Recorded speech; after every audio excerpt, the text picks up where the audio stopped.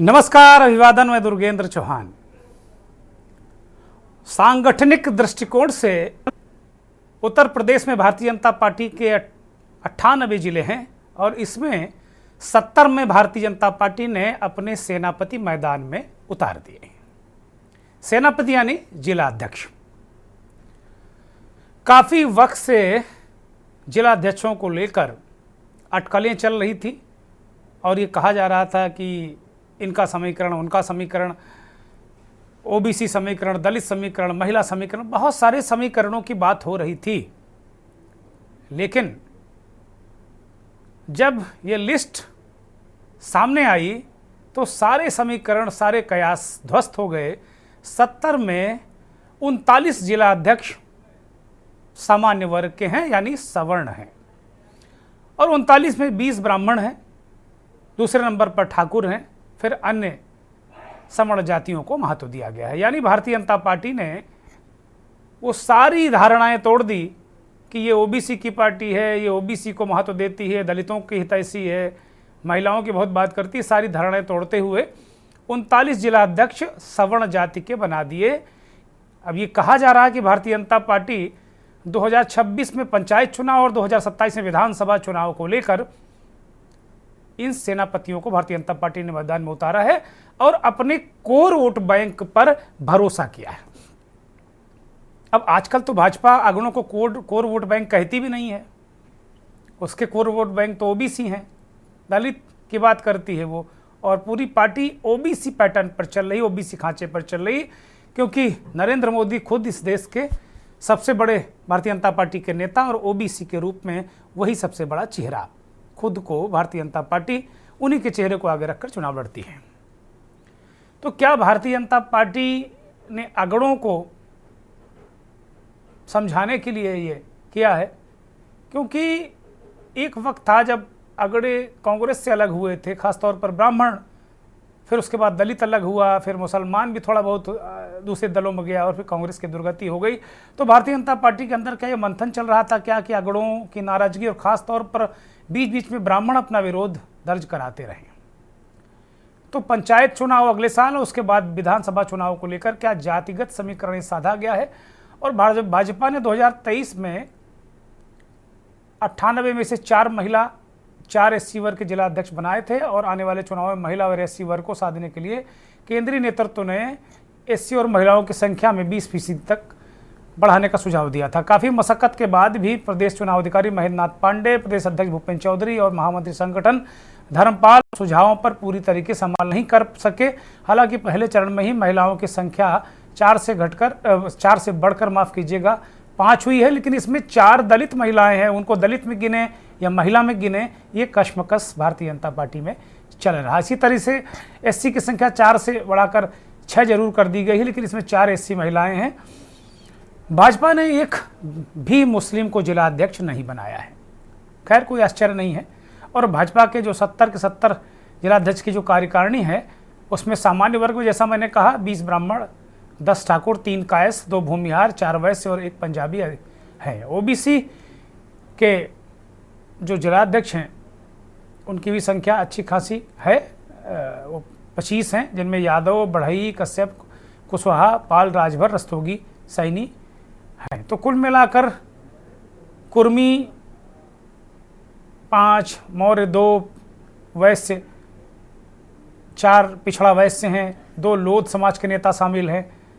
तो कुल मिलाकर ये गणित जो है वो क्या भारतीय जनता पार्टी ने बहुत सोच समझ कर की है या फिर भारतीय जनता पार्टी ने एक बार फिर से अगड़ों पर ही भरोसा जताया है? और इसके पीछे की रणनीति क्या है, राजनीति क्या है, आज ये मंथन में इसी पर चर्चा करेंगे।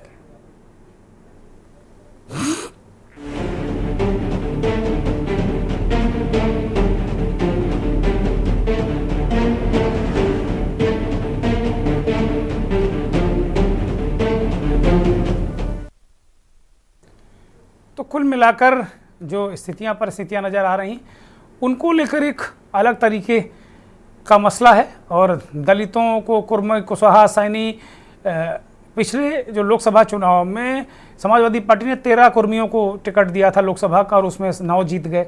तो क्या ये जो अन्य जातियां हैं इनको लेकर क्या सोच है, क्या देखना होगा, कैसे चलेगा, क्या मामला है, ये बहुत सारे किंतु परंतु हैं। लेकिन इतने सारे लोग क्या सवर्ण वर्ग से क्यों हैं, ये इसका जवाब भारतीय जनता पार्टी को देना ही होगा। नए जिलाध्यक्षों के लिए यह कुर्सी, शोहरत और सत्ता की बुलंदी नहीं बल्कि कांटों भरा ताज है। बहुत सारे जो राजनीतिक विश्लेषक इसको मानते हैं।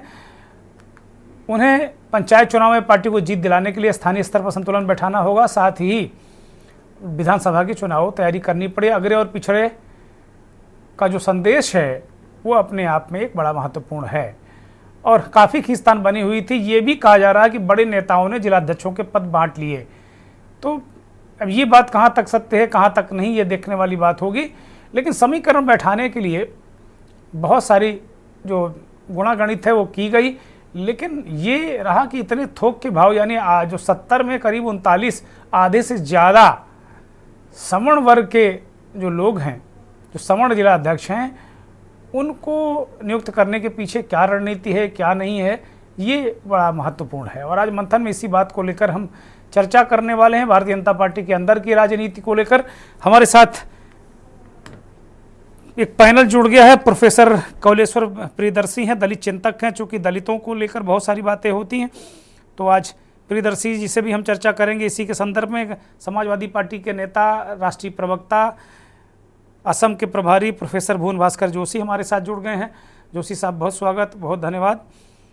हयात उमर साहब इस देश के जाने माने वरिष्ठ पत्रकार विश्लेषक हैं, वो भी हमारे साथ जुड़ गए हैं, बहुत स्वागत, बहुत धन्यवाद। राघवेंद्र सिंह चौहान भारतीय जनता पार्टी के वरिष्ठ नेता हैं और बहुत पुराने नेता हैं राघवेंद्र सिंह चौहान, आपका भी बहुत स्वागत, बहुत धन्यवाद। और हरेंद्र दुबे संघ विचारक के तौर पर हमारे साथ जुड़े हुए हैं। चूँकि संघ, सरकार, संगठन, इन तमाम चीज़ों पे चर्चा होनी है, तो इसलिए हमने हरेंद्र दुबे को आज चर्चा में शामिल किया। और आज चर्चा की शुरुआत सबसे पहले हयात उमर से शुरू करेंगे, चूँकि कल से लिस्ट आने के बाद लगातार हयात उमर साहब अपने फेसबुक अकाउंट पर लगातार बहुत सारे पोस्ट उन्होंने किए, बहुत सारे सवालात भी उन्होंने पूछे हैं कि भाई इतने सारे सवर्णों को बना देना भारतीय जनता पार्टी की कौन सी नीति है। बहुत सारी चीज़ें एक पत्रकार के मन में ये सब बातें आती हैं और ऐसा मुझे लगता है बहुत चंद लोग अब कर रहे हैं पत्रकारिता में। हयात उमर साहब उनमें से एक हैं, क्योंकि अब आजकल पत्रकार मन महसूस कर रह जाते हैं, कुछ करते ही नहीं, बैठे रहते हैं, उनको मतलब भी नहीं हो तो पता नहीं कहाँ गुणागणित लगाया करते हैं। किसी खबर पे बहुत रेयर पत्रकारों का रिएक्शन सोशल मीडिया हैंडल पर आता है, वो ट्रोलिंग करेंगे, वो दुनिया का भाषण देंगे, लेकिन खबरों पे चर्चा बहुत कम होती है। हयात उमर इस देश के वो पत्रकार हैं जो तमाम बड़े संस्थानों में बहुत महत्वपूर्ण पदों पर रहे हैं और अब एक स्वतंत्र पत्रकार के रूप में लगातार काम कर रहे हैं। हयात साहब, ये कौन सा गणित है भारतीय जनता पार्टी की? आधी आबादी की बात करते हैं, उसको नेतृत्व दिया नहीं, पिछड़े दलित शोषित की बात करते हैं, उसको पीछे रखा है। हालांकि ये कहा जा रहा है कि अभी 25 पिछड़े वर्ग के लोग हैं, लेकिन पिछड़ों में भी बहुत सारे सवाल उठ रहे हैं कि किसको क्या दिया है। लेकिन एक साथ एकमुश्त 50% से ज़्यादा आप देख रहे हैं कि सवर्ण जाति के लोग हैं। इसके पीछे कौन सा चिंतन है, कौन सा मंथन है भारतीय जनता पार्टी के अंदर? हयात उमर साहब जी, देखिए, दो चीजें हमको लोगों को समझनी पड़ेंगी जी। कि किसी भी राजनीतिक दल की जो राजनीति होती है वो उसको दो परिप्रेक्ष्य होते हैं। एक होती है सत्ता से बाहर की राजनीति, यानी जब सत्ता में वो नहीं होती है तब की राजनीति। एक वो तब जब हम सत्ता में हैं तब की राजनीति जी।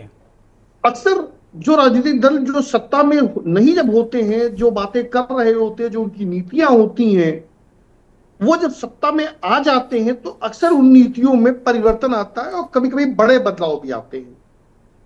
अब भाजपा पे एक बहुत लंबे अरसे तक इस बात का ठप्पा लगा रहा है, उनके ऊपर इस बात की रहा है कि वो सवर्णों की पार्टी है और उसका ये खामियाजा उसको बरसों भुगतना पड़ा।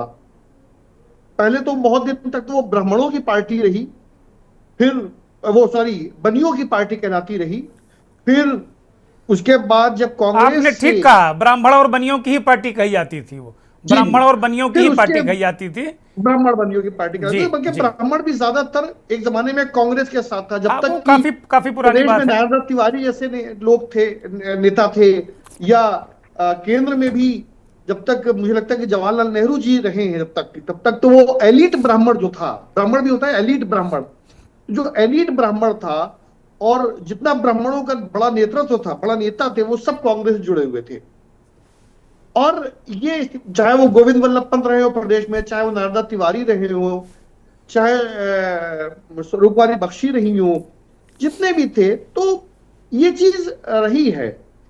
फिर एक दौर आया जब स्वर्ण काफी तादाद में भाजपा के साथ जुड़े। वो दौर था मंडल कमीशन वाला दौर। जी जब मंडल कमीशन की सिफारिशें लागू हुई तो देश में पिछड़ा बनाम अगड़ा खड़ा हुआ नैरेटिव, और भाजपा इस मंडल सिफारिशों के लागू होने के पूर्ण विरोध में थी तब। ये आज की भाजपा नहीं है, ये 90 की भाजपा को अगर आप देखेंगे तो पूरी तरह से मंडल के विरोध में थी, और तभी से नारा आया मंडल बनाम कमंडल। और इसी मंडल की काट के लिए भाजपा ने वो हिंदुत्व का नैरेटिव, और तब का वो बाबरी मस्जिद आंदोलन आप देखेंगे, संघ ने बाबरी मस्जिद आंदोलन को 92 से टेक ओवर किया। उससे पहले तक संघ सा का इस बात से कोई लेना देना नहीं था। लेकिन चीजें बदलती हैं, हालात बदलते हैं। भाजपा ने भी इस बात को रियलाइज किया कि देश की 50% आबादी जो पिछड़ों की है ऑलमोस्ट, उनको आप अलग करके उनको अपने हिंदुत्व की छतरी में के नीचे लाए बिना आप सत्ता हासिल नहीं कर सकते। तो पहला भाजपा ने पहला जो अपना चेंज लाई वो उसने आरक्षण का विरोध बंद किया, और आज भाजपा आरक्षण की सबसे बड़ी समर्थक है। मोदी जी और खुद भाजपा के बड़े बड़े नेता और खुद खुद संघ के प्रमुख मंचों से कह चुके हैं कि ना तो संविधान को खत्म कर सकता है, ना संविधान में प्रदत्त आरक्षण की कोई व्यवस्था कभी खत्म होने वाली है। पहले होता था ना कि नहीं साहब, उसमें सेचुरेशन आ जाएगा, उसमें जब एक क्रीमी लेयर तैयार हो जाएगी, जब उसमें सबको मिल जाएगा, लाभ मिल जाएगा, तो आरक्षण खत्म कर देंगे। तो उसका खामियाजा जो संविधान बदलने का नैरेटिव और आरक्षण खत्म करने का नैरेटिव, अभी हाल के चुनाव में हम देख चुके विपक्ष ने खड़ा किया हुआ, और भाजपा को 100 सीटों का नुकसान उठाना पड़ गया। अब भाजपा के सामने स्थिति यह है कि पिछड़ों को भी साथ रखना है, दलितों को भी साथ रखना है, और उनके साथ साथ अगड़ों को भी नाराज नहीं करना है। क्योंकि इधर हाल के दिनों में, एक कुछ सालों में, ये नैरेटिव बना है कि ब्राह्मणों की बड़ी उपेक्षा पार्टी में हो रही है। सबसे खास करके योगी आदित्यनाथ जी सत्ता में आए हैं कि साहब ब्राह्मणों की, मैं देखता हूं सोशल मीडिया पे, ब्राह्मणों का एक अच्छा खासा तबका सरकार से नाराज रहता है कि हमारी उपेक्षा हो रही है, हमारे हमारे ऊपर अगर कोई बात कभी आती तो सरकार हमारे साथ नहीं खड़ी होती, अगर खासकर ठाकुर वर्सेस ब्राह्मण हो जाता है तो। नहीं, वो तो भाजपा के नेता कराया करते हैं अंदर से। जो दो चार जी जी भाजपा जी। के ब्राह्मण नेता हैं, वो खुद मुख्यमंत्री बनने की लालसा में योगी हाँ विरोध हाँ। कराया करते हैं। तो वो ये ब्राह्मण चीज खतरे भी में है। कहते हैं ना, ब्राह्मण खतरे में, तो कराया जी करते जी, हैं। ब्राह्मण खतरे में है। हाँ हाँ। तो उसके बाद जब टिकट का बंटवारा होता है तो उसमें एक अच्छी खासी जो तादाद है टिकटों की, वो पिछड़ों और दलितों में चली जाती है। तो उसके बाद तो फिर जो रह जाता है उसमें बहुत ब्राह्मणों को टिकट लिमिटेड मिलता है। तो कहीं ना कहीं इस नाराजगी को दूर करने के लिए, क्योंकि ये तो आंतरिक मामला है, इसमें हम वोट नहीं है, नॉमिनेशन है, इसमें कहीं अगर वोट पड़ने होते, अगर या ये चुनाव जिलाध्यक्षों के चुनाव कार्यकर्ताओं की वोट से हो रहे होते, तो शायद आपको इतने ब्राह्मण चेहरे या इतने स्वर्ण चेहरे नहीं दिखते आज। लेकिन वो चूंकि नॉमिनेशन है, तो जो हम कर सकते हैं वो कर ही सकते हैं कि ठीक है साहब, चुनाव होंगे तो जाहिर सी बात है कि फिर हमें बहुत चीजें, सारे समीकरण साधने पड़ेंगे।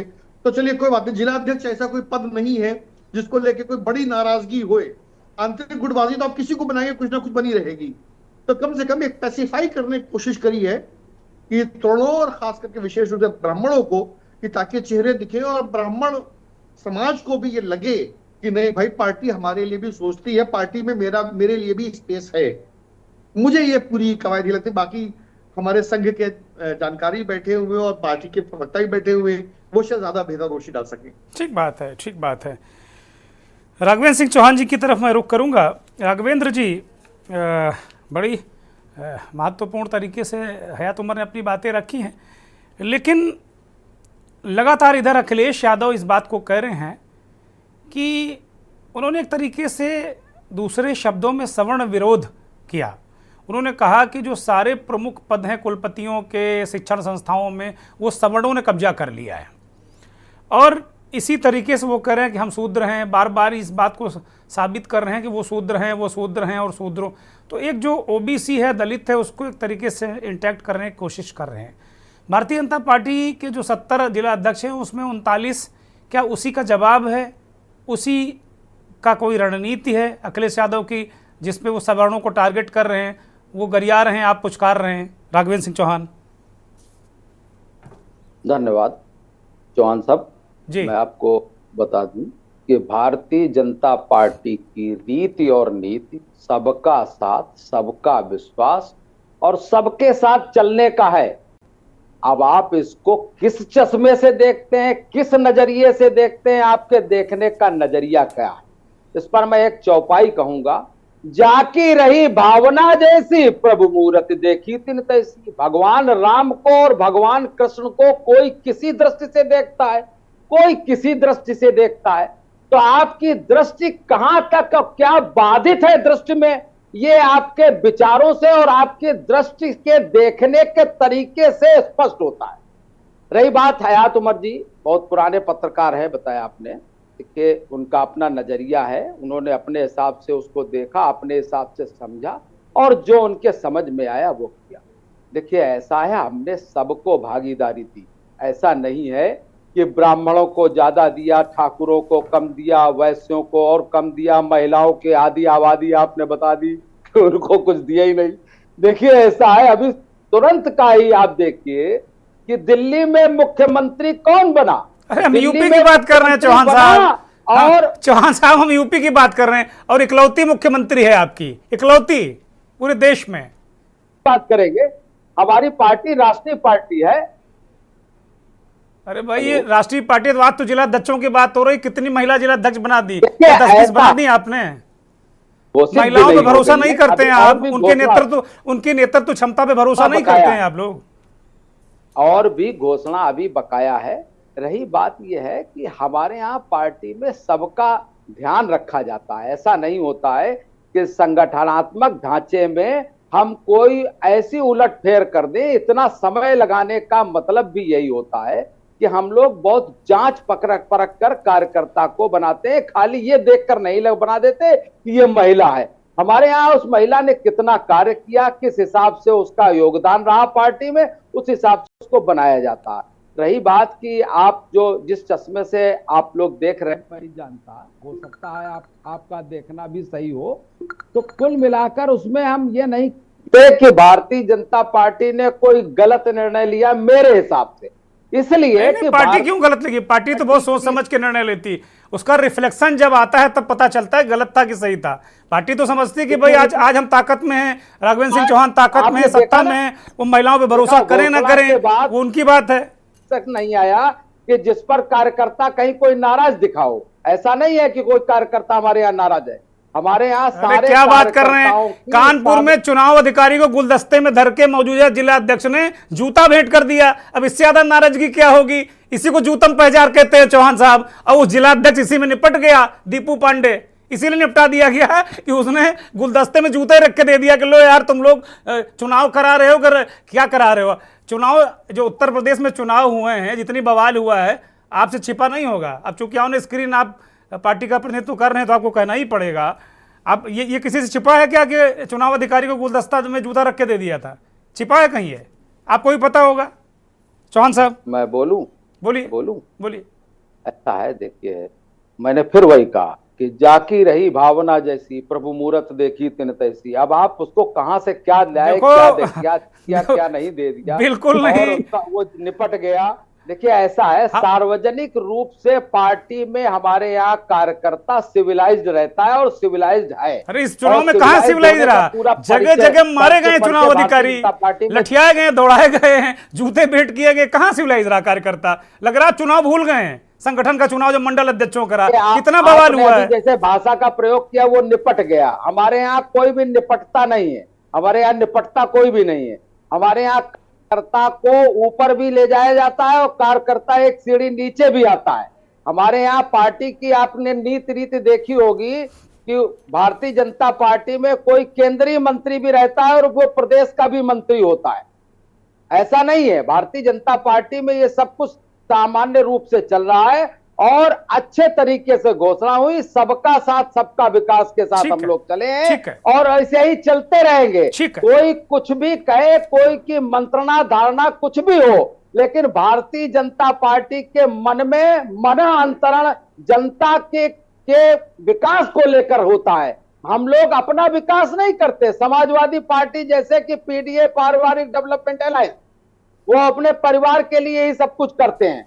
हम लोग अपने परिवार को छोड़ करके भी करते हैं। ऐसा नहीं है कि हम लोगों ने सारा कुछ अपने परिवार के लिए किया हो। हम लोगों के यहाँ इसीलिए इतना गूढ़ मंथन और मनन के बाद कार्यकर्ता को वो जो झंडी दी जाती है, वो तभी दी जाती है डंडी और झंडी कि जब वो उस कार्यकर्ता उस काबिल होता है। उस काबिल नहीं होता तो इसका मतलब ये नहीं हुआ कि महिला उस काबिल नहीं है और महिला को केवल चौहान साहब गजब करते हो। सन 80 से संगठन चला रहे हो, अभी तक आप 10 महिलाएं जिला अध्यक्ष लायक नहीं बना पाए उत्तर प्रदेश में। गजब है संगठन आपका, गजब है। मैं प्रणाम करता हूं आपका संगठन करताओं को कि 10 महिलाएं नेतृत्व। ये कब तक कहते रहोगे? क्या 25वीं सदी तक कहते रहोगे महिलाएं यहाँ सक्षम नहीं हो पा रही? कैसे काम चलेगा? बोर्ड चाहिए महिलाओं का और सक्षम नहीं हो पा रही, संगठन में नहीं दोगे आप लोग? क्या तरीका भाई? ये ऐसे थोड़ी चलेगा। ऐसे दोहरी बातें नहीं चलती कि महिलाएं सक्षम नहीं है। का मनन चिंतन अलग हो सकता है। हमारी मतलब अभी भी पुरुषवादी सत्ता राजनीतिक दलों में, केवल आपका ही दल नहीं है, कोई भी दल ऐसा नहीं कर रहा। सारे दलों में महिलाओं की स्थिति वही है। ऐसा नहीं कि केवल भारतीय जनता पार्टी, कोई दल जैसा नहीं, सारे दलों में ऐसी स्थिति। पार्टी अलग ना होती तो आज 10 साल से उत्तर प्रदेश में राज्य क्यों कर रही होती? ठीक है, आपका वक्त आया है, आपका वक्त आया है, आपने बड़ा इंतजार किया, आपका वक्त आया है, ये बताइए। शुभकामनाएं आपको। ठीक है, दरकिनार क्यों किया?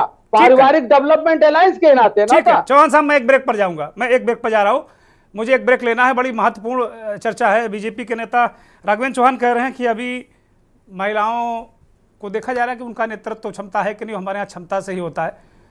अब ये भी बड़ी गजब बात है कि इतने वर्षों तक अगर महिला नेतृत्व नहीं तैयार हो पाया है, उसको आरक्षण की घोषणा कर दी जाती है, आधा महिलाओं का वोट वो चाहिए, लेकिन नेतृत्व तो 25% भी नहीं देंगे। सारे दलों का हाल यही है।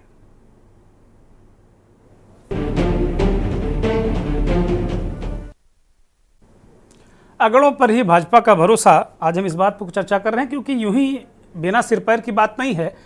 जब 70 जिला अध्यक्षों में 39 अगड़े होंगे तो जाहिर सी बात ये चर्चा होगी।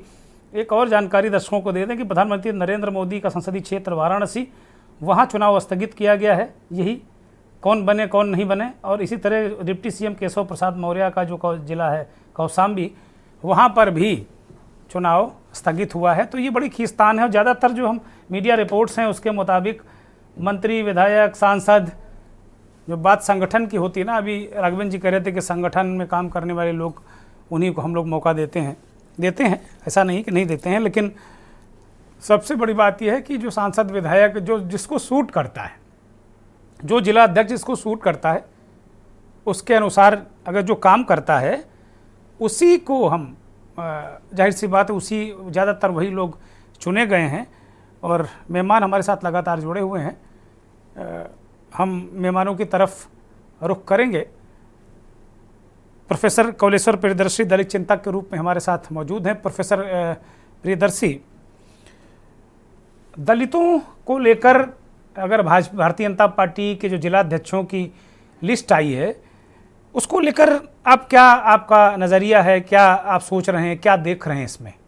प्रोफेसर प्रियदर्शी। नमस्कार सर। नमस्कार। नमस्कार। नमस्कार सर, मैं सर भारतीय जनता पार्टी और यह काल तो भाजपा सरकार का सवर्णों के लिए स्वर्णिम काल है। और ये भी सच है कि दलित सिर्फ वोट तक सीमित है, वो किसी दल के लिए था। वो जब कभी था सरकारें जाती थी, उनको भी पोच होती थी। 32 विश्वविद्यालय है पूरे उत्तर प्रदेश में, एक शेड्यूल कास्ट का आदमी वाइस चांसलर है। आप सारे जिलों में चले जाइए, सारे विभागों की हालात यही है। वो 6 सिर्फ एक प्रतीकात्मक चेहरा है। और मैं फिर कह रहा हूँ कि सवर्णों के लिए स्वर्णिम काल है ये सरकार, ये मोदी और योगी जी की सरकारें। और दलित तो चूंकि एक वोट बैंक है ठीक ठाक, और पिछले चुनाव में आपने देखा कि संविधान और आरक्षण के नाम पर दलित वोट जो अखिलेश को जाना नहीं चाहिए और जाता नहीं है, लेकिन मजबूरन ये लगा कि ये लोग आरक्षण समाप्त कर देंगे, संविधान के साथ छेड़छाड़ कर देंगे, तो वो सारा वोट अखिलेश के पास गया। हालांकि अखिलेश ने बहुत गुनाह किया है, उसका वो क्षमा नहीं किया जा सकता। उनको बहुत सारे कार्य ऐसे उन्होंने किए, बावजूद मजबूरी में लोगों ने देखा कि देश के साथ कुछ ऐसा हो जाएगा, तो दलितों ने वोट किया। और भारतीय जनता पार्टी का जो मैनेजमेंट, वो पूरा जाति आधारित मैनेजमेंट है। और 6 दलितों में से आप देखिए, जो 4 वोटर था बीएसपी का, मैंने जाटो जिसको आप कह लीजिए, एक भी जिला नहीं। 6 बनाया है, 6 में 3 एक धोबी है। अरे महिलाएं हैं 4 इसमें, तो महिलाओं को कहाँ गिनेंगे आप? दलित में गिनेंगे कि महिला में गिनेंगे, ये भी संकट है। हेलो जी बोलिए। वाल्मीकि समाज की आबादी 2 से 2.5% है, एक भी नहीं है। और 3 पारसी समाज के लोगों को बनाया है। और ये तो मैंने एक सिर्फ प्रतीकात्मक ही दिया है भाग। और इसी तरह से पूरे सत्ता, संगठन, सरकार के हर अंग में दलितों की यही हालात है। बावजूद इसके अब दलित चूंकि उनका वो भी ये मानते हैं कि जोड़ने की प्रक्रिया तो वो चला रहे हैं, लेकिन दलितों के अंदर अभी जो चीजें हैं ना, वो बड़ी मुश्किल से भाजपा के साथ किसी तरह से जा पाई थी। पिछली लोकसभा से पहले विधानसभा, उत्तर प्रदेश की विधानसभा में भी वोट कम मिला था दलितों का, बावजूद वोट गया। लोकसभा में जो दोनों मुद्दे थे कि संविधान बदलेंगे, संविधान का स्वरूप बदलेगा, आरक्षण समाप्त होगा, और बार बार जो इनके नेता बयान दे रहे थे, उसका रिजल्ट ये हुआ कि बीजेपी कमजोर हो और सवर्णों पर वो फोकस कर रही है। क्योंकि ब्राह्मणों में ये मैसेज गया। अच्छा प्रोफेसर मैं आपको रोक रहा हूं और एक सवाल इसमें ऐड कर रहा हूं। भारतीय जनता पार्टी के नेता राघवेंद्र सिंह चौहान लगातार इस पूरे कार्यक्रम में यही बात कर रहे हैं कि सबका साथ सबका विकास, सबका साथ सबका विकास, सबका, और बार बार वही चौपाई वो पढ़कर सुना रहे हैं कि जिसको जैसी सूरत जिसने कल्पना की वैसी देखी। तो क्या ये है जो हम सारे लोग चर्चा कर रहे हैं, ये वही है? राघवेंद्र सिंह चौहान जो बात कर रहे हैं वो ठीक है? आपने जो डेटा बताया है, अब 39 लोग, क्या 39 में महिलाएं हैं? क्या 39 महिलाएं नहीं, सवर्ण है ज्यादातर। डेटा भी एक्सेप्ट नहीं कर सकते हैं। अरे कोई आपने 10 महिला नहीं तैयार किया 10 साल में, 7 साल में, कि वो नेतृत्व संभाल सके? ये सब बातें अब उनसे क्या बात किया जाए? नहीं, दलितों के एंगल पर, जैसे दलितों की हम बात कर रहे हैं, वोट दलितों का चाहिए, लेकिन दलितों के एंगल पर क्या आप सोचते हैं एक दलित चिंतक के तौर पर? देखिए, मेरा तो अगर मैं निरपेक्ष भाव से कहूंगा तो ये सबसे मैंने समझ लीजिए बुरा काल है दलितों के लिए। वोट चाहिए, लेकिन उनको प्रतिनिधित्व नहीं देंगे किसी भी सूरत से। मैं तमाम ऐसे दलित चिंतकों और लोगों को जानता हूं जो अभी सरकारों में, अभी देखिए विजय लक्ष्मी गौतम यहाँ राज्य मंत्री है, देवरिया बैठक थी, केशव मौर्य आए थे, आपके भी टेलीविजन स्क्रीन पर चला था, उसको कुर्सी तक नहीं दिया इन लोगों ने बैठ। और इनका जिलाध्यक्ष बैठा रहा, इनका मंडल अध्यक्ष बैठा रहा, इनके मिनिस्टर डिप्टी सीएम बैठे रहे, वो खड़ी रहे। तो ये हालात है। अब मजबूरी ये है कि प्रदेश के में इनकी सत्ता है, सरकार है, दलित जाएगा कहाँ? वो तो मजबूरी में दोराहे पर खड़ा है कि उधर जाए तो अखिलेश जी भी केदारेश्वर धाम बनवा रहे हैं 12 एकड़ में, तो वो पीडीए के नाम पर वो भी पागल हुए पड़े हैं। करना कुछ नहीं है, जाके स्नान कराएंगे और कहेंगे हम दलितों के साथ हैं, मंदिर से निकलेंगे, मंदिर धुआ दिया जाएगा, और गंगा वहां जाएंगे, कुंभ में स्नान करेंगे, टैंक में अपवित्र करने चला गया था, अब गंगा जल देखें कैसे धोते हैं। अरे खुद वैचारिक बेईमानी पर उतारी हो और उम्मीद करते हो कि दलित तुम्हारे साथ रहेगा, तो दलितों के साथ तो सारे दल के लोग छल ही कर रहे। अच्छा, प्रोफेसर साहब, ये कहा जा रहा है कि भाई लगातार हम मीडिया रिपोर्ट्स देख रहे हैं और वो पता नहीं रिपोर्ट्स प्लांटेड भी होती हैं मीडिया, क्योंकि अब मीडिया का भरोसा करना बहुत मुश्किल है, लेकिन ये मीडिया रिपोर्ट्स आजकल हम देख रहे हैं कि लोग लगातार ये कह रहे हैं कि जो कांग्रेस बहुजनों की तरफ जा रही है धीरे धीरे। सर इसमें कोई दो राय नहीं है। अभी जो पिछला चुनाव हुआ, और मैं पिछली डिबेट में भी कुछ बातें आपसे किया था, दलित एक मुश्त तो नहीं जा पा रहा है, लेकिन वो इस दो राय पर जरूर खड़ा है और इस मूड में जरूर है। जैसे हम पढ़े लिखे हैं, प्रोफेसर हैं, आपसे मैं कह रहा हूं ना कि प्रदेश में 32 विश्वविद्यालय और योगी जी से मेरे बहुत अच्छे रिश्ते में आपको ऑन स्क्रीन बता रहा हूँ, और चूंकि वो भी गोरखपुर के रहने वाले हैं, मैं भी गोरखपुर का हूँ, तो अच्छे रिश्ते हैं। लेकिन अभी सवाल डाल दीजिए ना तो उनका चेहरा उतर जाएगा। और मैं मंचों पर मिलते भी हैं हम लोग, ऐसा नहीं मिलते। 32 विश्वविद्यालय है, एक शेड्यूल कास्ट की महिला जो रिटायर हो गई, कभी बुला के पूछे नहीं कि महाराज कहीं जाना चाहते हो कि नहीं? कभी आपसे बुला के पूछे नहीं कि प्रियदर्शी जी कहीं जाना चाहते हो किसी विश्वविद्यालय में? ये नहीं पूछे? अम्बेडकरवादियों के साथ एक समस्या है, वो बौद्धिक होते हैं, उनको कोई बनाना नहीं चाहता। और राष्ट्रपति और गवर्नर भी उसी को बनाएंगे जो उनकी बात सिर्फ सुनता हो। मरी हुई लाश में लोग इंजेक्शन लगाते हैं पदाधिकारी बना के, कि वो कुछ सोच ना सके, कोई प्लानिंग ना कर सके, समाज का कल्याण ना कर सके। ऐसे लोग हैं। उनके यहाँ जो है पदाधिकारी, उनको भी मैं ठीक से जानता हूँ, उनकी क्या स्थिति है, क्या उनकी हैसियत है उस दल और संगठन में। एक का नाम दिया हूं ना, अब 1 दर्जन लोगों का नाम गिना दूंगा जो उनकी हैसियत भी है थानेदार को फोन करके कहने की देखो भाई शेड्यूल कास्ट के साथ हुआ दुर्घटना हुई है, उसका मुकदमा लिख डालो। इतना आसान नहीं है। और योगी जी को तो आप भी जानते हैं, हम भी इधर, ये सिर्फ ब्राह्मणों को या सवर्णों को मैं फिर कह रहा हूँ कि स्वर्णिम काल है। योगी जी का विरोध ब्राह्मण करता था, तो कहीं न कहीं उसको थोड़ा महत्व देने की कोशिश है। और पंचायती चुनाव में मैं स्क्रीन कह रहा हूँ कि पंचायती चुनाव पर बहुत असर इन जिलाध्यक्षों का नहीं पड़ने वाला। और कहाँ गया सबका साथ सबका विकास, सबका पंचायत चुनाव तो वही जिसकी सरकार रहती है, सपा की सरकार तो वो उसके चुनाव, भाजपा की सरकार तो उसके चुनाव। पिछली बार तो हम सबने देख लिया पंचायत चुनाव कैसे हुए, उससे पहले भी देखा। पंचायती चुनाव सरकारी चुनाव है, आप जिसको चाहिए। हम लोग सत्ता सरकार के पर्चे छीने क्या क्या नहीं हुआ पिछले चुनाव में, देखा गया। जी तो दलितों के लिए तो ये काल जो है बहुत ही दुखदायी समय है, गुजर रहा है। ठीक है, कोई बात नहीं। ठीक है प्रोफेसर साहब, मैं आता हूं आपके पास। प्रोफेसर भुवन भास्कर जोशी, एक और प्रोफेसर हमारी चर्चा में जुड़े हुए हैं, समाजवादी पार्टी के राष्ट्रीय प्रवक्ता, असम के प्रभारी। प्रोफेसर जोशी, समाजवादी पार्टी को लेकर अभी दलित चिंतक ने भी बात कही और भारतीय जनता पार्टी का भी अपना रुख है कि भाई वो पीडीए, कुछ नाम दिया उन्होंने, मैं भूल गया, राघवेंद्र सिंह चौहान कुछ कह रहे थे। लेकिन अभी दलित चिंतक प्रोफेसर प्रियदर्शी ने कहा कि अखिलेश ने भी वो काम नहीं किए और अब वो चिल्ला रहे हैं कि पीडीए पीडीए पीडीए, गंगा जल, ये वो सब तमाम बातें कर रहे हैं, कुंभ भी नहा ले रहे हैं। अखिलेश जी क्या कंफ्यूजन में है कि कुंभ में डुबकी लगा लो? मतलब कि वैचारिक स्टैंड नहीं ले पा रहे हैं क्या? कहीं कांग्रेस ने स्टैंड लिया वैचारिक, उनका स्टैंड है, उनको घटा नुकसान जो भी होगा, लेकिन उन्होंने एक स्टैंड लिया। अखिलेश अभी क्या कंफ्यूज है वैचारिक स्तर पे? और जो भारतीय जनता पार्टी में ये कह रहे हैं, प्रोफेसर प्रियदर्शी कह रहे हैं कि सवर्णों का स्वर्णिम काल है, तो क्या ये भी एक भाजपा का प्रयोग है राजनीति में, जो वापस वो लेकर आए जिसे सवर्णों, बनियों, ब्राह्मणों की पार्टी कहा जाता रहा है? प्रोफेसर जोशी। देखिए चौहान साहब, आप जानते हैं मैं भारतीय जनता पार्टी का जिलाध्यक्ष किसको बनाए, महानगर अध्यक्ष किसको बनाए, नगर अध्यक्ष किसको बनाए, ये इनका अपना संगठन का मामला है। मैं इस तरह की टीका टिप्पणी अपने जीवन में नहीं करता, क्योंकि ये बात दूसरी है। और आपने मुझे बुलाया है तो मैं जरूर कहना चाहूंगा कि जो सबका साथ, सबका विकास, सबका प्रयास जो नारा देता है, उसकी पोल खोल रहा है ये इनकी जो सूची।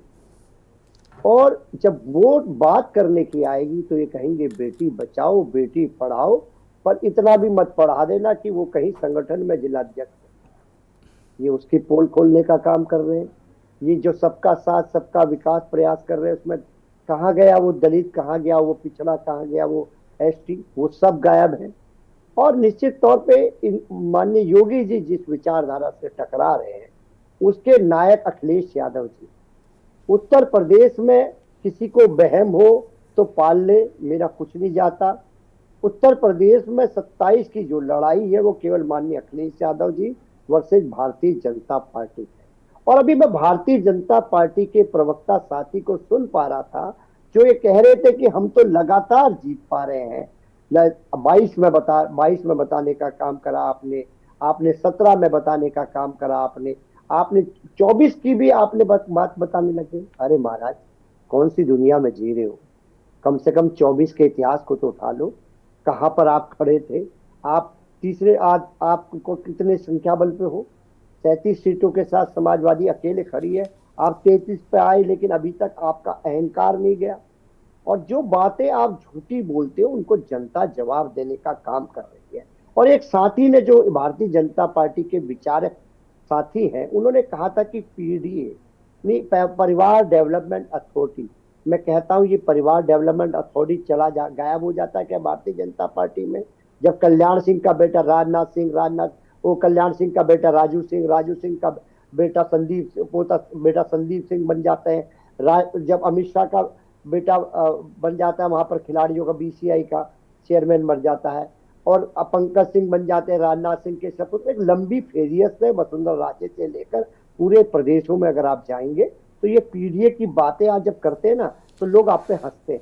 कृपया इसको बंद कर दीजिए। आप हंसते हैं, लोग लाफिंग करते हैं कि बताइए सबसे ज्यादा अगर, और सुनिए माननीय योगी जी बोलिएगा, आप काके जोशी जी बोल रहे थे, आप तो साक्षात मूर्ति है परिवार डेवलपमेंट अथॉरिटी के। अगर आपके चाचा महंत नहीं होते आप कहां से महंत बनते? आपके चाचा एमपी नहीं होते आप कहां से एमपी बनते? तो ये तो आप तो प्रयोगशाला है। मैं तो मानता हूं कि जो परिवारवाद है उसकी प्रथम पाठशाला कोई है तो भारतीय जनता पार्टी है। जिस विषय पे आपने चर्चा कराने का काम करा, मैं सर बीच में नहीं बोलता सर, इस तरह की बहस के लिए माफी चाहता हूँ। जोशी जी मामा जी, चाचा नहीं, मामा जी कह रहे मामा जी थे योगी जी। चलिए मैं गलती सुधार लेता हूँ, मामा जी कह लेते हैं। लेकिन ये मामा कहने से कोई वो परिवारवाद की परिभाषा से अलग नहीं हो जाएंगे, इतनी पढ़ाई लिखाई मैंने कर। ठीक, तो आप जो सबसे बड़ा चेहरा उत्तर प्रदेश में है वही परिवारवाद की उपज के साथ होते माननीय योगी। ठीक, और ये गोरखपुर के साथी है, जरूर कहिएगा समाजवादी पार्टी के प्रवक्ता ऐसा कहते हैं। आप तो गोरखपुर से है, जो हमारे दलित चिंतक भाई यहाँ बैठे। और अब जो लोगों का विश्वास है वहां पर, आज कुछ भी कह लीजिए, लोगों को पता है कि समाजवादी पार्टी सड़क से लेकर सदन तक भारतीय जनता पार्टी को हरा सकती है। और वो हाथ लगे हुए हैं काम में। पीडीए पे लोगों का विश्वास है। पीडीए अखिलेश यादव जी के विजन को लोगों ने स्वीकृति करी और अब आने वाले समय में ये आप, और उन्होंने जो बात कही अखिलेश यादव जी ने, वो उसका हमेशा प्रमाणिक रही है। हम माननीय अखिलेश जी ने कहा पीडीए में A4 अगड़ा है।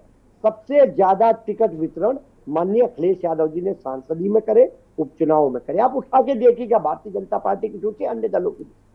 अब आपके आ जाता हूं, A4 उन्होंने कहने का काम करा, अगड़ा। हमारे विपक्ष के नेता अगड़ा है और आपके सामने जो बैठा है वह प्रवक्ता है, वो भी अगड़ा है। तो माननीय अखिलेश यादव जी अगर जिस नारे को भारतीय जनता पार्टी झूठा करती है उसको जीने का काम कोई करते हैं, उसको कार्य रूप देने का काम करते हैं, तो माननीय अखिलेश यादव जी हैं जो इस प्रदेश के आखिरी खड़े व्यक्ति तक, वो किसी धर्म, किसी जाति, किसी वर्ग के साथ हो, उसके साथ जस्टिफाई करते हैं, उसको पूरा मौका देते हैं आगे बढ़कर आने का और उसको पूरा अवसर देने का काम। चट्टान की तरह कई लोगों के आंसू पोंछने का काम माननीय अखिलेश यादव ने कहा। जहां योगी सरकार में लोगों पे, दलितों पे, पिछड़ों पे अत्याचार हुए, चाहे वो सवर्ण जाति पर अत्याचार हुए, माननीय अखिलेश यादव जी ने अपने निजी समाजवादी पार्टी के कोष से सहयोग करने का काम अगर कोई करा तो माननीय अखिलेश यादव जी ने करा, उनको हिम्मत देने का काम करा। कौन पार्टी का नेता कर रहा है? पिछले सरकार को बने हुए इनके लगभग 10 साल हो जाएंगे, 27 में, 26 में। तो 26 तक बताइए कौन ऐसा नेता है जो लोगों की व्यक्तिगत मदद कर रहे हैं? जो अगर लोगों को योगी सरकार से कोई दिक्कत आती तो कहां जाते हैं? वो अखिलेश यादव जी के पास जाते हैं कि हमारी ये समस्या है, उसका निदान करने का और अपनी सरकार ना होने के बावजूद उनकी मदद करने का जज्बा किसी ने करा तो समाजवादी पार्टी के नेता माननीय अखिलेश यादव जी ने करा। बाकी मैं आपको जिम्मेदारी से कह रहा हूं, मेरी पहली टिप्पणी होगी वो भी, ये लड़ाई कुछ अलग लड़ाई हो गई है। अदरवाइज मैंने किसी की सूची में, उनका ये पार्टी का व्यक्तिगत क्षेत्र होता है, उनका अपना विचारधारा है, किस विचारधारा के साथ चलने से मैं कभी आज तक टिप्पणी करता नहीं ना मैं ऐसी बहस में दिया है। उस विषय में मेरा आना जरूरी था और चौहान साहब का आदेश तो मैंने अध्यादेश हो जाए। हाजिर है। बहुत बहुत शुक्रिया रहिए जोशी। राघवेंद्र सिंह चौहान की तरफ एक बार फिर से रुख करेंगे। राघवेंद्र सिंह चौहान, ठीक है, सबका साथ सबका विकास अच्छी बात, आपका संगठन मजबूत है, लेकिन कहीं ना कहीं ये चीज़ें जो कार्यकर्ता है उसको जाता है और ये बातें होती हैं कहीं ना कहीं, क्योंकि जिलाध्यक्ष पद जैसा कि अभी कोई वो मंत्री नहीं है, कोई विधायक नहीं, कोई सांसद नहीं, लेकिन मेरे हिसाब से वो बहुत महत्वपूर्ण व्यक्ति होता है। जिलाध्यक्ष को आप हल्के में नहीं ले सकते हैं, और जिलाध्यक्ष बहुत सारी चीज़ों को चलाता है, अगर वो शक्तिमान है तो, उसको शक्तियाँ दी गई हैं तो ऐसे में जो नुमाइंदगी की उम्मीद दलितों को, महिलाओं को थी, उसमें क्या दिक्कत आ रही है? यही दिक्कत आ रही है कि आपके पास नेतृत्व तैयार नहीं है महिलाओं का। हम तो सीधे महिलाओं पर फिर बात करेंगे आपसे। राघवेंद्र जी, देखिए ऐसा है, आपका सवाल पूछना और मेरा जवाब देना वाजिब है। आप महिलाओं पर बार बार प्रश्न पूछ रहे हैं कि महिलाओं को नेतृत्व क्यों नहीं दिया। मैंने आपको बोला कि हमारी पार्टी में महिलाओं को उचित नेतृत्व दिया गया है और दिया जा रहा है और दिया जाएगा, क्योंकि हमारा दल राष्ट्रीय दल है, हमारा दल कोई क्षेत्रीय दल नहीं है। तो बड़े पैमाने पर कार्यकर्ताओं की निष्ठा, प्रतिष्ठा और उनके समर्पण को देखकर हम लोग कोई निर्णय लेते हैं। देखिए ऐसा है, कुछ काम महिलाओं का होता है, कुछ काम पुरुषों का होता है, कुछ महिलाओं का ही होता है, कुछ पुरुषों का नहीं होता। तो ऐसा नहीं है कि राजनीति करना महिलाओं का कार्य नहीं है। ये हमने प्रदेश में मुख्यमंत्री बनाकर दिखाया है और आपके सामने है, जहां पर महिलाओं ने वोट भी किया। ऐसा नहीं, बढ़ चढ़कर महिलाओं ने दिल्ली में हिस्सा भी लिया। अभी आप कहेंगे कि मैं बात करता हूं उत्तर प्रदेश की, मैं समझता हूं आपका चैनल राष्ट्रीय चैनल है, तो मैं राष्ट्रीय स्तर की वार्ता में यह बताना चाहूंगा कि यहाँ पर बड़े छोटे, अगड़े पिछड़े, महिला और ऊपर नीचे की कोई बात नहीं है। यहाँ पर केवल विकास की बात होती है, केवल एकमेव विकास। विकास की धारा को हम आगे लेकर चले हैं और उसको लेकर जाएंगे और उस पर हम लोग निरंतर सफलता पा रहे हैं। हमारे साथ मूर्धन्य 2 बड़े प्रोफेसर जुड़े हुए हैं, शायद वो ज्यादा जानकार हैं, हो सकता है मैं इतना पढ़ा लिखा ना हूं।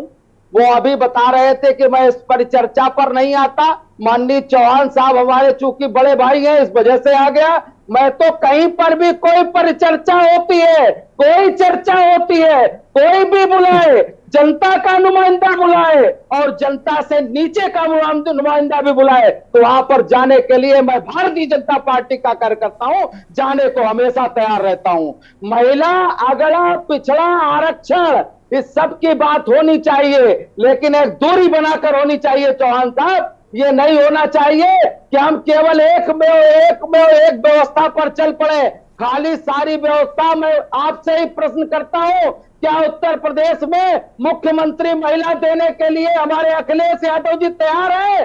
पूछिए, उनके नुमाइंदे बैठे हुए हैं, उत्तर प्रदेश में महिला मुख्यमंत्री देंगे? उनसे भी सवाल करिए आप। भारतीय जनता पार्टी दुष्प्रचार का कार्य नहीं करती। भारतीय जनता पार्टी लोगों के बीच में विकास बांटने का कार्य करती है। हमने विकास किया है, विकास करते हैं और विकास करते रहेंगे। विकास का ये अग्रदूत उत्तर प्रदेश की डबल इंजन का सरकार है और ये बराबर आगे बढ़ती जा रही है और आप देखते जाइएगा।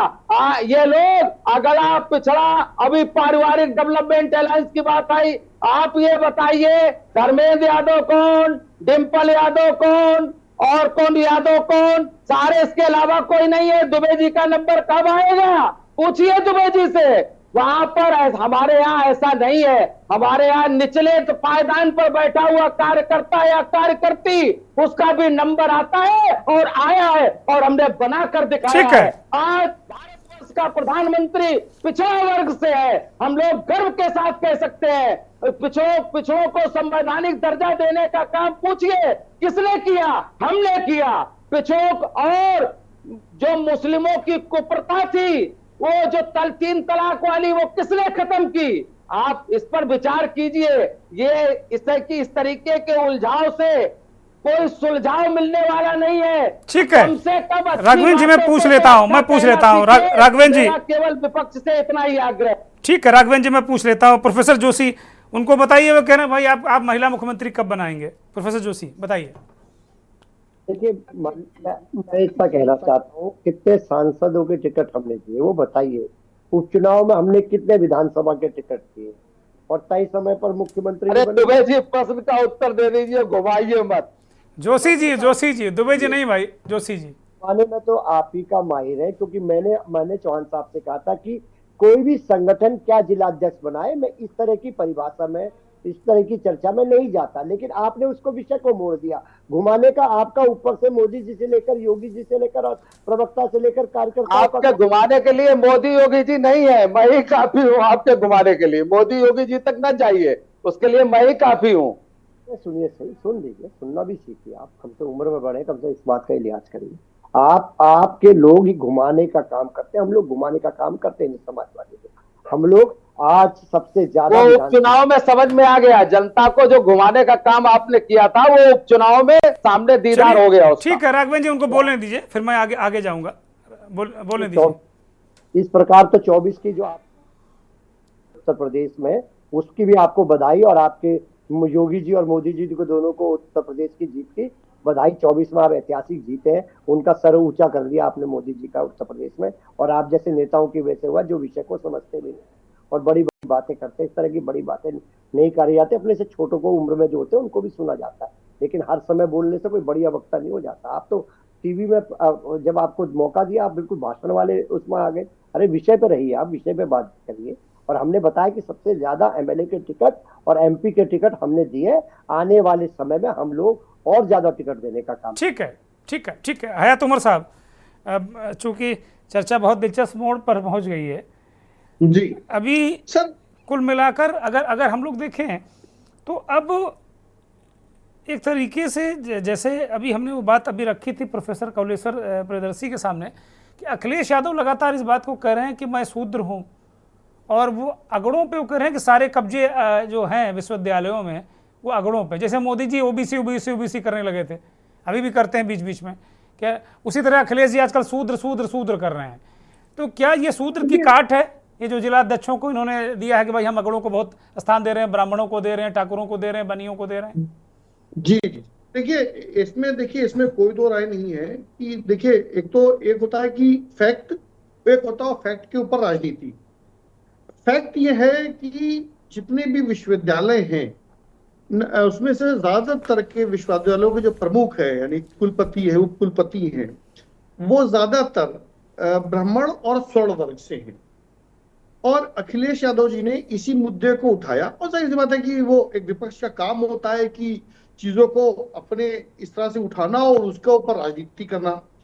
और वो चूंकि वो पीडीए का उनका पहले से ही है कि हमारा पिछड़ा और दलित पे उनका फोकस, पीडीए का उनका मेन पर्पस था पिछड़ा और दलित, पिछड़े दलित पर फोकस है, तो वो उन्होंने उसी को उठाया कि आरक्षण की जो अवहेलना की जा रही है लेटरल एंट्री के थ्रू और सीधे जो नियुक्तियों में आरक्षण की अवहेलना की जा रही है, उसको कहीं ना कहीं उस मुद्दे को वो भुनाना चाह रहे हैं। अब बात ये रह जाती है कि क्या दलित समाजवादी पार्टी के साथ जाएगा या भाजपा के साथ बना रहेगा या कांग्रेस में चला जाएगा। तो देखिए, एक तो बात यह कि समझिए कि एक लंबे समय तक दलित जो है वो बसपा के साथ रहा और इंटैक्ट रहा, बड़ी तादाद में रहा इंटैक्ट। अब जब से बसपा का यूं कहिए कमजोर हो रही है, यूं कह लीजिए कि एक्टिव नहीं रह गई है, या यूं कह लीजिए कि बहन जी एक तरह से वो राजनीतिक संन्यास की तरफ मैं कह रहूंगा बढ़ रही है वो धीरे धीरे।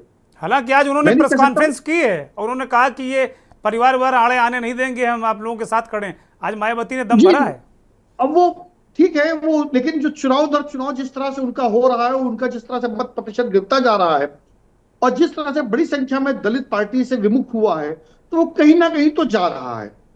तो वो 2019 के चुनाव में और 22 के चुनाव में उसने दलितों ने भाजपा को बम्पर वोट दिया, बम्पर समर्थन दिया।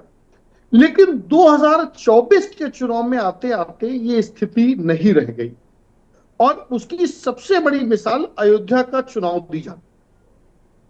अयोध्या की हार एक ऐसी ठीस थी जिसने भाजपा को अंदर तक हिला दिया, कि जहां से पार्टी का उद्भव एक तरह से हुआ, नई पार्टी का, जहां से पार्टी बनी, उस अयोध्या आंदोलन से पार्टी वहीं हार गई।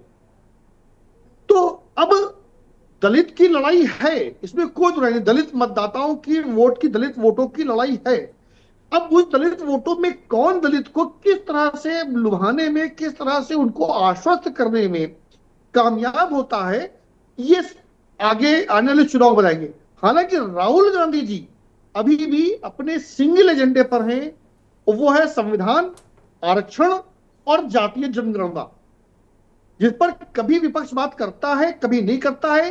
भाजपा उसको ये कह करके शांत करने की कोशिश करती कि नहीं नहीं, हम आगे कराएंगे कराएंगे कराएंगे, कब कराएंगे, कहां, क्यों नहीं करा रहे अभी हैं, इसका उसके पास कोई जवाब नहीं होता है।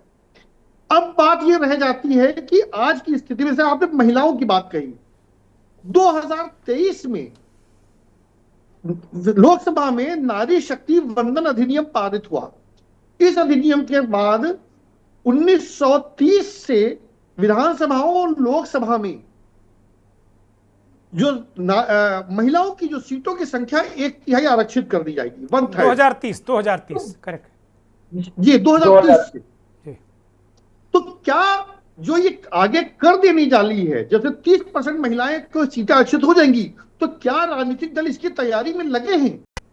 तो भाजपा तो कहीं नहीं दिख रही है, क्योंकि ग्राउंड से तैयार होता कार्यकर्ता। अगर आप कार्यकर्ताओं को आगे लाएंगे ही नहीं, उनको जिलाध्यक्ष या दूसरे महत्वपूर्ण पदों पर सौंपेंगे नहीं, केवल एक मुख्यमंत्री बना देने से या एक राष्ट्रपति बना देने से अगर समर्थन मिल जाता होता, तो कांग्रेस की तो सबसे पहले प्रधानमंत्री इंदिरा गांधी थी, सारी महिलाएं उनके साथ होती, और कांग्रेस ने सबसे पहले प्रेसिडेंट भी, जो महिला प्रेसिडेंट दिया वो कांग्रेस ने दिया, तो उनके साथ होते। तो देखिए, प्रतीकात्मक नेतृत्व और वास्तविक नेतृत्व में फर्क होता है। ग्राउंड पर नेतृत्व अगर आप महिलाओं को नहीं देंगे, कोई भी पार्टी होगी, उसको 2030 के इलेक्शन में फेस करना है। अगर आप महिला कैडर को तैयार नहीं करेंगे, उसे शक्तियां नहीं देंगे, उसे आगे बढ़ाएंगे नहीं, उससे आगे लाएंगे नहीं, 4 महिलाओं को पूरे प्रदेश में देखिए। और जो असंतोष की बात आपके कहते राघवेंद्र जी कह रहे थे, 28 जिलों में सिर्फ असंतोष की वजह से, गुटबाजी की वजह से चुनाव स्थगित कर दिए गए। उनको ये ध्यान रखना चाहिए। उसमें प्रधानमंत्री का भी जिला है जहां से प्रधानमंत्री सांसद हैं, बनारस भी है, उसमें गोरखपुर भी है, बनारस है, गोरखपुर है और कौशाम्बी है। और इतनी तगड़ी गुटबाजी उन 28 जगहों पे कि उन पर चुनाव स्थगित कर दिए गए हैं। और ये जो चुनाव हुए, इनको लेके भी बड़ी तादाद में नाराजगी है। ऐसा नहीं कि आप सुनिए 78 चुनाव हो गए वो निर्विरोध टाइप के, निर्विरोध जैसे नहीं हुए, लेकिन चूंकि भाजपा एक थोड़ा सा अनुशासित पार्टी है, कैडर बेस्ड पार्टी है, वहां चीजें उतनी बाहर नहीं आती, उतनी मुखरता से नहीं होती हैं जितनी अन्य दलों में होती हैं। लेकिन भाजपा को इस बात को सोचना चाहिए कि केवल 4 महिलाओं को अगर आपने जिलाध्यक्ष बनाया है, तो क्या ये प्रधानमंत्री की जो मंशा है कि आधी आबादी को आधी ताकत देना, आधी आबादी को आधा नेतृत्व देना, क्या उसके अनुरूप है? अगर आप अपने प्रधानमंत्री की बात, अपनी ही सरकार की नीतियों के खिलाफ है। और मुझे तो यह भी समझ में आया है कि यह पूरा चुनाव केंद्र और प्रदेश के नेतृत्व के बीच के टसल का है, शक्ति प्रदर्शन का भी अखाड़ा बन गया। ठीक बात है, बहुत महत्वपूर्ण बात कही अभी हयात साहब ने। प्रोफेसर कौलेश्वर प्रियदर्शी की तरफ में जाऊंगा। प्रोफेसर साहब, बड़ी अच्छी बात है हयात साहब ने कही कि भाई नारी शक्ति अधिनियम आपने पास कर दिया, वंदन अधिनियम पास कर दिया, खूब वंदन, अभिनंदन, प्रणाम, चरण स्पर्श सब कर डाला आपने कि भाई चलो आधा आधा वोट हमको चाहिए।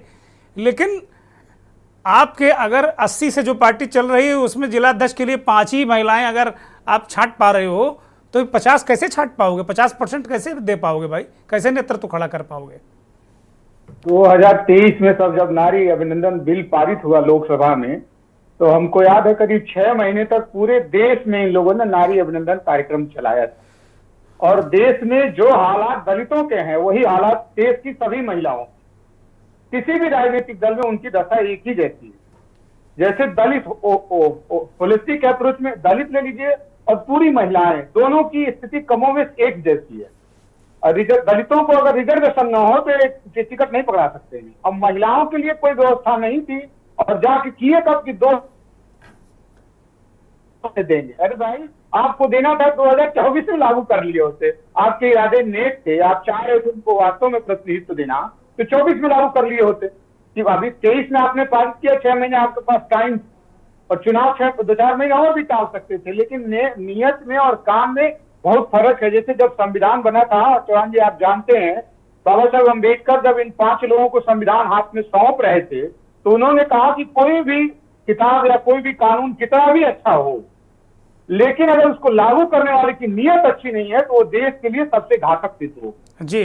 तो मैं क्या कहूं, इन लोगों ने कानून तो बना लिया, लेकिन अब ये प्रदेश में 98 जनपद इनके हिसाब से हैं, भारतीय जनता पार्टी के 98 जनपद, ये 20 मैंने उनको 1/3 की बात छोड़िए, 1 दर्जन महिला नहीं खड़ा कर पाए। और अभी डेटा पर आप बात करिएगा तो तुरंत चिल्लाने लगेंगे सबका साथ सबका विकास ये वो। तो देश में दलित और महिलाएं दोनों एक ही डिलेमा में है। दलितों को प्रतिनिधित्व इनकी, ये बहुत बड़ी टिप्पणी है। बहुत धन्यवाद प्रोफेसर कवलेश्वर प्रियदर्शी, प्रोफेसर भुवन भास्कर जोशी, हयात उमर साहब, राघवेंद्र सिंह चौहान साहब। हरेंद्र दुबे संघ विचारक लगातार कोशिश करते रहे, लेकिन उनका कनेक्शन हमसे नहीं हो पाया, उनका भी बहुत धन्यवाद। ये बहुत विचारणीय प्रश्न है कि देश में महिलाओं और दलितों की एक जैसी स्थिति है। आप भी सोचिएगा और चिंतन कीजिएगा। नमस्कार।